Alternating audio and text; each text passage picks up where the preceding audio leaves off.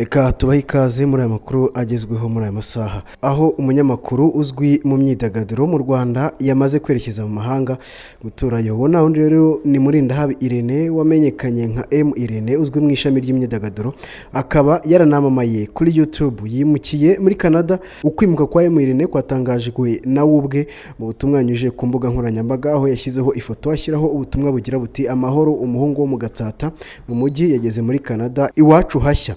M Irene asanzwe afasha Vestine na Dorcas bakora indirimbo zo kuramya no guhimbaza Imana, aho yanabafashije gushyira hanze indirimbo zitandukanye zirimo Iriba abaheruka gushyira hanze ndetse n'izindi zitandukanye bagiye bashyira hanze. Amakuru avugwa na bamwe mu bakurikirana hafi amakuru y'uyu munyamakuru bavuga ko yerekeje muri Canada basanzeyo umukunzi we. Nubwo bimeze bityo ariko M Irene yaherutse kugira ibyago aho yapfushije mama we mu minsi ishize. Ikinyamakuru Inyarwanda dukesha inkuru kibanda ku makuru y'imyidagaduro cyatangaje ko umunyamakuru M Irene yamaze kwerekeza muri Canada, aho bivuga ko asanze umukunzi we, akaba ari naho ashobora gukomereza ubuzima bwe hatabayeho izindi mpinduka.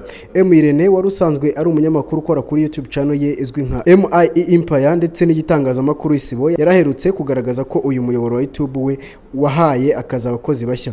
Abakurikirana hafi by'uyu munyamakuru bavuga ko yahaye akazi abanyamakuru bashya kugira ngo bazakomeze gukorera iyi YouTube channel ye mu gihe azaba adahari, kuko byari byatangiye kuvuga ko agiye kwimukira mu mahanga.